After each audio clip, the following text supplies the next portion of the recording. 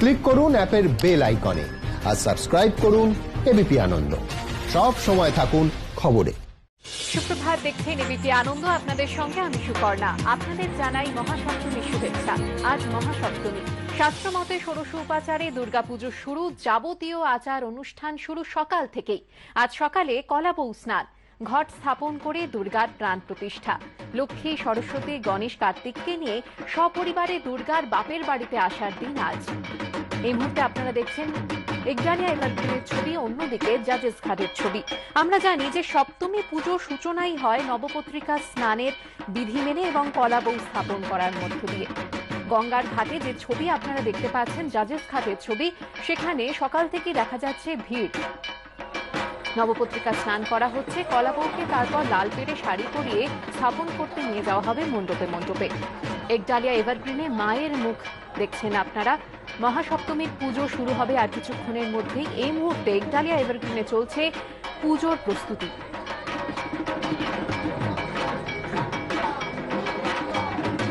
আজ সারাদিন আপনাদের দেখাবো একডালিয়া এভারগ্রিনে মহাসপ্তমীর পুজো। ঘরে বসেই আপনারা মহাসপ্তমীর পুজো দেখতে পারবেন সরাসরি এবিপি আনন্দে।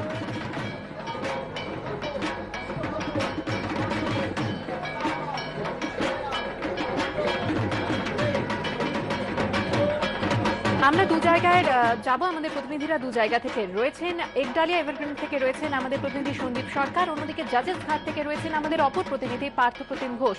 শুরুতেই চলে যাব একডালিয়া এভারগ্রিনে। সন্দীপ, একডালিয়ায় এখন সপ্তমী পুজোর প্রস্তুতি কোন পর্যায়ে রয়েছে? দেখো, দেবী প্রতিমাকে সাজানো হয়ে গেছে। দেবী প্রতিমাকে ফুল দিয়ে, মালা দিয়ে, বেলমালা, গাঁদা ফুলের মালা দিয়ে সাজানো হয়েছে।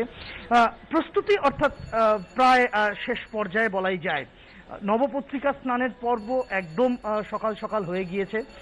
এরপর সারাদিন ধরে কিভাবে গোটা প্রক্রিয়াটা চলবে, কিভাবে সপ্তমীর পুজো সম্পন্ন হবে, সেটা জেনে নেব যে যিনি এর দায়িত্বে রয়েছেন, যুগল কিশোর শাস্ত্রী, এই গোটা পুজোটা যার হাতে একডালিয়া এভারগ্রিনের, তার সাথে কথা বলে কি হবে আজকে সপ্তমীর পুজোটা একটু আমাদের দর্শকদের একটু বলবেন বিস্তারিত ভাবে।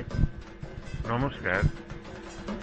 ওম জয়ন্তী মঙ্গলা কালী ভদ্রকালী কপালিনী দুর্গা শিবা ক্ষমা ধাত্রী স্বাহা স্বধা নমস্তুতে।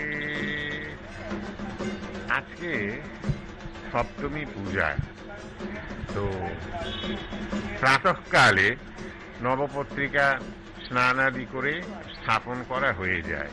তারপরে আমরা সেই ষষ্ঠীর দিন যে বেল গাছে যেই জায়গাটা আমরা সিঁদুর দিয়ে চিহ্নিত করে রেখেছি, তখন সেই ডালটাকে কেটে আবার নবপত্রিকার সঙ্গে ওটাকে জুড়ে দেয়া হয়।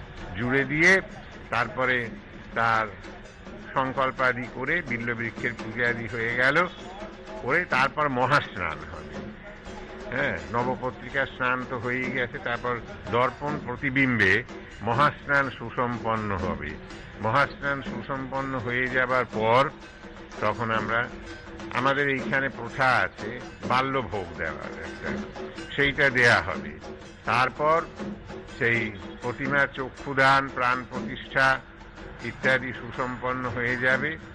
সমস্ত প্রতিমার লক্ষ্মী, সরস্বতী, কার্তিক, গণেশ প্রভৃতি সকলের সেইটা হয়ে যাবার পর আমরা পূজা করব। সব পঞ্চদেবতার পূজা, অন্যান্য আদিত্যাদি নবগ্রহ প্রভৃতি পূজার প্রক্রিয়াগুলো সমস্ত হবে। তারপর দেবীর পূজা হবে। দেবীর পূজার পর প্রতিমার আরো লক্ষ্মী, সরস্বতী, কার্তিক, গণেশ প্রভৃতি সকলের পূজা হবে। চতুর্ষষ্ঠী যোগিনীর পূজা হবে, অনেকগুলো অষ্টশক্তি প্রভৃতি, সেগুলো প্রত্যেকের পূজা হবে এবং নৈবেদ্যাদি নিবেদন করা হবে। এবার ভোগ নিবেদন করা হবে, আরতি করা হবে। আরতির পরে তারপর পুষ্পাঞ্জলি হবে। পুষ্পাঞ্জলি হয়ে আজ মহাসপ্তমীর পূজা মানে শেষ। এই পুষ্পাঞ্জলি কি আজকে দেওয়ার সুযোগ থাকছে মানুষজনের? সেইটাই হচ্ছে বড় কথা, দেওয়ার সুযোগ হয়তো সেরকম থাকছে না। কারণ এখানে লোকের সেই যে ভিড় জমজমাট, সেইটা হবে না, করা অসম্ভব, বা সেটাও আমাদের সুরক্ষার জন্য, জনগণের সুরক্ষার জন্য সেটা আমাদের মেনে নিতে হবে বা সেইভাবে আমাদের চলতেও হবে। এবার পুষ্পাঞ্জলি আমাদের এখানে আমরা ঠিক করেছি যে অল্প কিছু সংখ্যক, যাতে সামাজিক দূরত্বটা বজায় রেখে লাইন দিয়ে দেয়া হবে। হ্যাঁ, তাতে হয়তো এখানে 20 জনের মতো করে আসতে পারেন।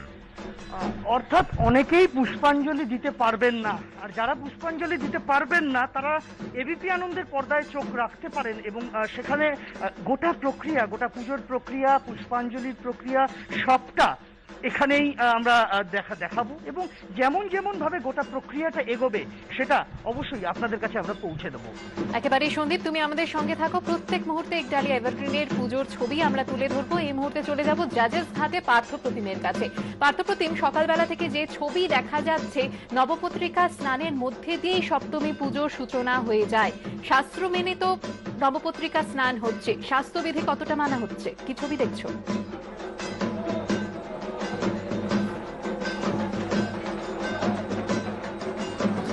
দেখো, স্বাস্থ্য মেনে একেবারে ঠিকই বললে, স্বাস্থ্য মেনে এবং সেই মতো কিন্তু নবপত্রিকা স্নান হচ্ছে, কিন্তু স্বাস্থ্যবিধি সেটা বোধহয় মানা হচ্ছে না। কারণ বহু মানুষের ভিড় একসঙ্গে দেখতে পাওয়া যাচ্ছে জাজেস ঘাটে এবং সেখানে বহু মানুষ আসছেন, আর সেটা বারোয়ারি পুজো হোক বা বাড়ির পুজো হোক, সকলেই আসছে এবং দুর্গা পুজোর একটা বিশেষ অঙ্গ বা রীতি হচ্ছে নবপত্রিকা স্নান এবং সপ্তমীর দিন সকালবেলা ভোর থেকেই সেই নবপত্রিকা স্নান শুরু হয় এবং সেই মতো দেখতে পাচ্ছি জাজেস ঘাটে বহু মানুষ আসছেন। আরও কিছুক্ষণ চলবে এই নবপত্রিকা স্নান এবং নবপত্রিকা স্নানের পরেই কিন্তু এই নবপত্রিকা বা কলা বউকে নিয়ে যাওয়া হবে মণ্ডপে, যেখানে মাটির প্রতিমা থাকবে তার ডান দিকে নবপত্রিকাকে গণেশের পাশে অবস্থান করানো হয়, তোমরা সকলেই জানো। এবং সেই মতোই কিন্তু এই জায়গায় আমরা দেখতে পাচ্ছি যে জাজেস ঘাটে সেক্ষেত্রে কিন্তু বহু মানুষ আসছেন সকাল থেকে এবং যেমনটা রীতি রয়েছে, অন্যান্য করা হয়তো আরও একটু বেশি মানুষ আসেন, কিন্তু এবারে সেই ভিড়টা না দেখা গেলেও কিন্তু ভিড় রয়েছে এবং স্বাস্থ্যবিধি পুরোপুরি যে মানা হচ্ছে না সেই চিত্রে কিন্তু দেখতে পাচ্ছি। ধন্যবাদ পার্থপ্রতিম, ধন্যবাদ সন্দীপ।